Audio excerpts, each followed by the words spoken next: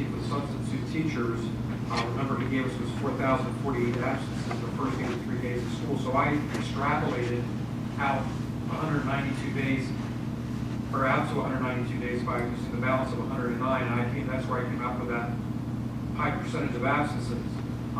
If it's not correlating with what the school is showing as absences, I can't explain that, but what I'd like to try as the superintendent to do is if you can do that format for us for each month for January, February, through the end of the year, so we can see that on a monthly basis. And I don't know if I need to make a motion to do that, or if I can ask you to do that. I would ask you to make a motion, because that's quite a bit of work for the HR department. And unless the board feels that's necessary, and I don't feel it's necessary. I saw there were numbers there that you gave us, and it would be interesting to see how they lived in the month. So I'd like to make a motion. Whenever we have a motion, we don't like to spring it on everybody, so if you could write that and email it to Mrs. Allen, then it will appear on the next agenda. Thank you. Any other items to come? Mr. Ballard? Yes, Mr. Earnshaw, I'm rising to a point of personal privilege. I have to give some background here.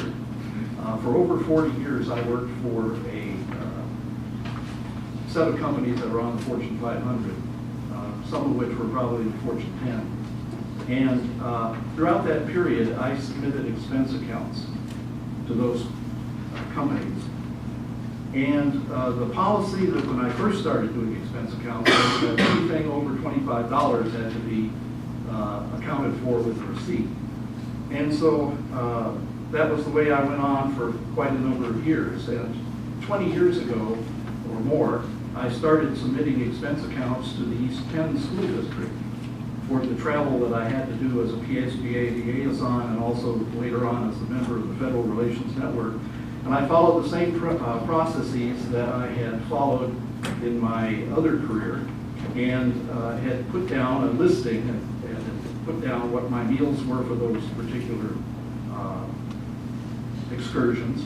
And all of those expense accounts were paid, and I didn't submit any receipts on those meals for 20 years or more. In June of 2016, I had to go on a trip that had been canceled from January for the FRN.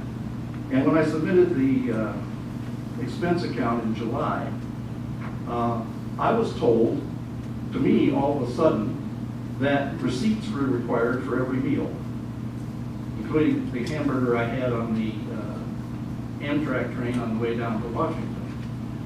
And I was surprised by this. It was, by the time of the 4 days of the conference were over, it was over $100 worth of meals, and I got by very cheaply in Washington by eating cheap at cheap places and eating off the dime with somebody else whenever I could, so I could save the district some money. If you spent 4 days in Washington, I think you'd know what it usually costs to get meals. Well, the upshot of that is that I never got reimbursed for any of the meals that I had in Washington because I didn't collect any receipts. So as I indicated at that time, I wasn't going to push this thing any further because it just irked me, the whole situation, and I didn't think it was right, but I was going to let it lie. I would just claim a charitable donation to the East Penn School District for the meals that I wasn't reimbursed. But now I have another set of these things come up, and this time I'm really incensed because of a couple of things. One is if they're treating me this way, they're treating every employee that way, and I find that hard to believe. And the second part is that this time there's a claim being made for receipts that aren't available anywhere. I would like you, Mr.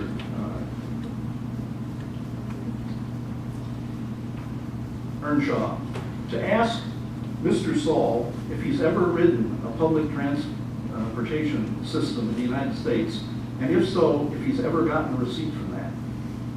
I can't answer for Mr. Saul, but I can answer for myself. Yes, I've gotten them on every occasion that I've traveled on public transportation.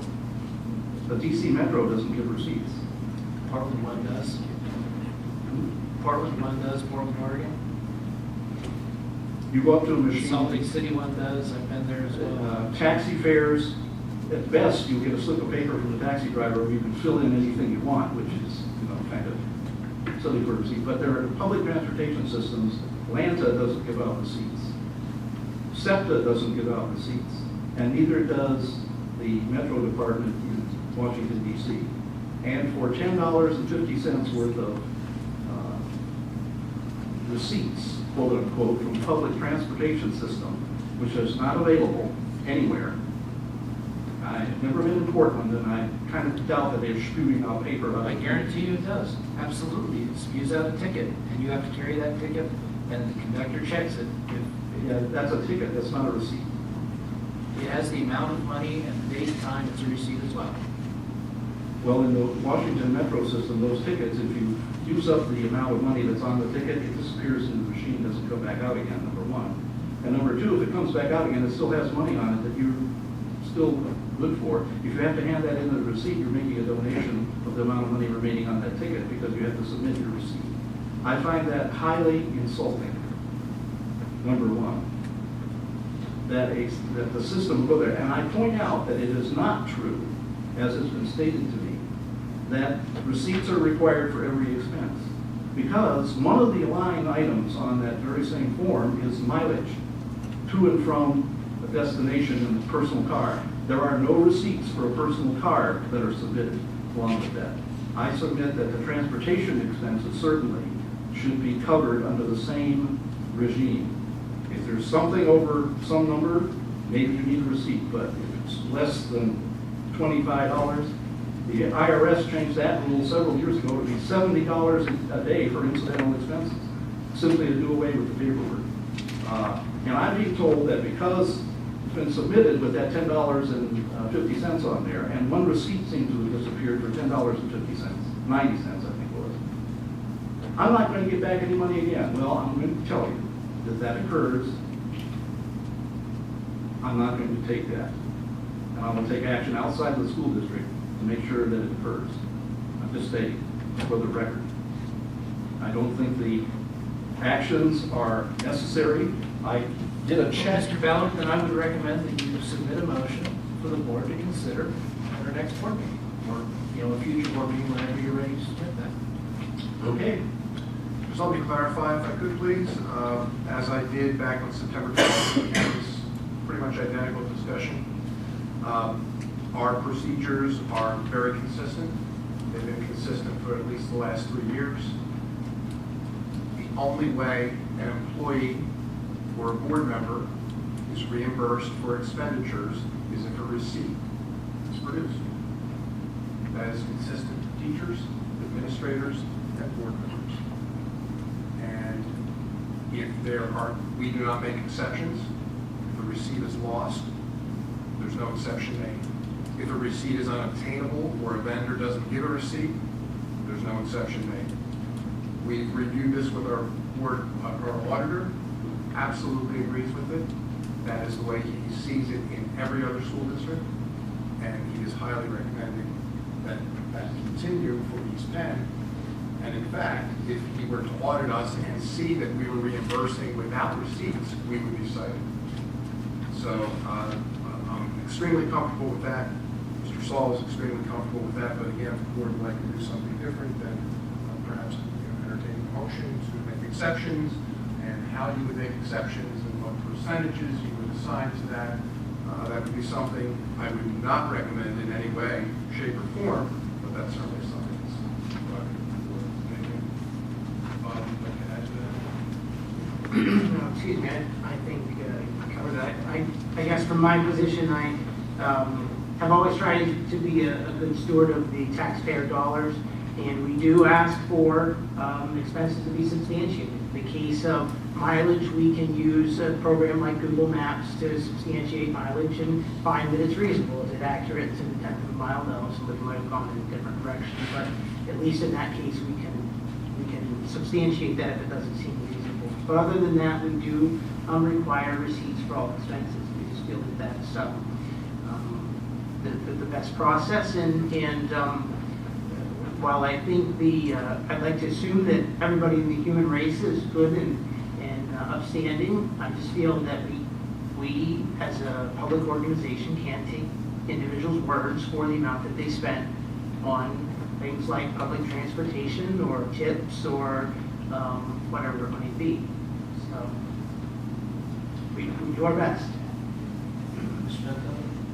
Can, meetings are, like, if you were to scan a credit card, the credit card statement shows that there was, typically tells you where it is. Is a credit card statement proof enough? Easy Pass account statement for Easy Pass? I guess if I can answer that, it sort of boils down to what it is. If it's a meal, a credit card statement is not enough. We really need the itemized receipt. It's a conversation I had with our auditor, Mr. Gorman. Under the school code, we're not allowed to pay for or reimburse alcohol. If we don't have an itemized receipt, he cannot audit that to determine whether or not, for instance, alcohol is paid. If it's an Easy Pass statement, it's pretty straightforward. The only thing you can put on your Easy Pass is tolls or parking that I'm aware of. Right, but in Mr. Ballard's case, the train, I think you had to use your credit card to scan for a train ticket or parking. You could have Philadelphia, you put a park, so you just swipe your card. I'm talking about your statement, it says you park at this place, or your dates might line up. I would think that your credit card statement would be a valid proof. That's why I guess what I'm asking.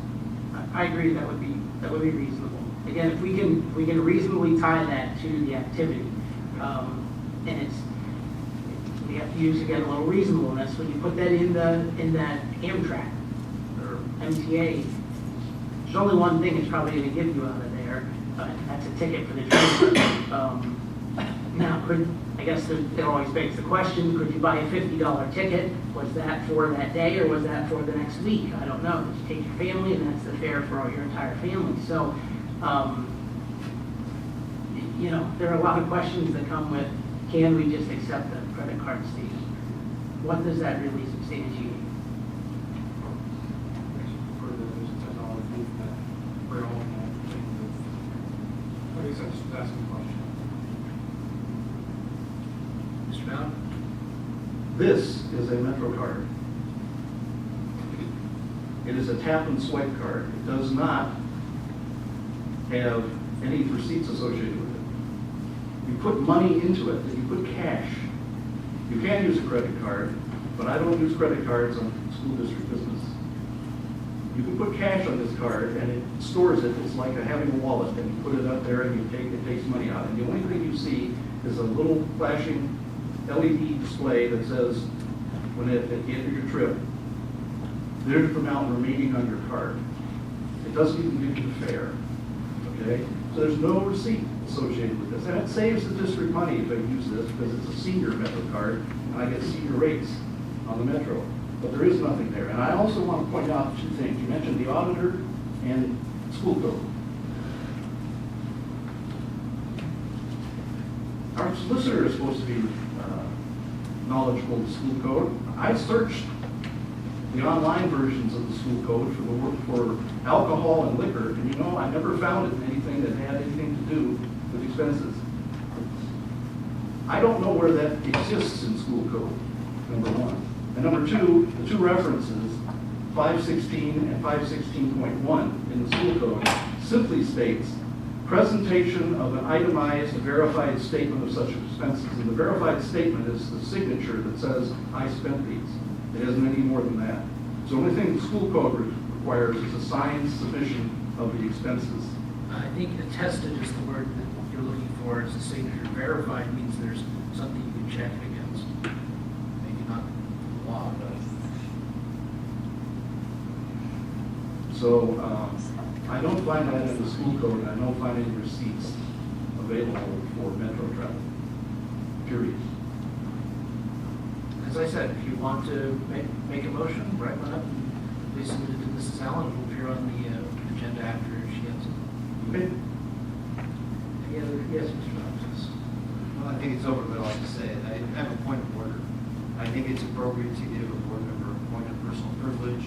I think this has turned into a debate. There was no motion on the floor, and yet there was a debate encouraged. So I would just ask that you follow the Roberts Rules of Order. Fair enough. Thank you. All right. Any other items to come to the attention of the board this evening? There was no executive session prior to this meeting. Our next board meeting will be 2 weeks from tonight, Monday, March 13th. May I have a motion to adjourn, please? Second. All in favor? Aye. Meeting is adjourned.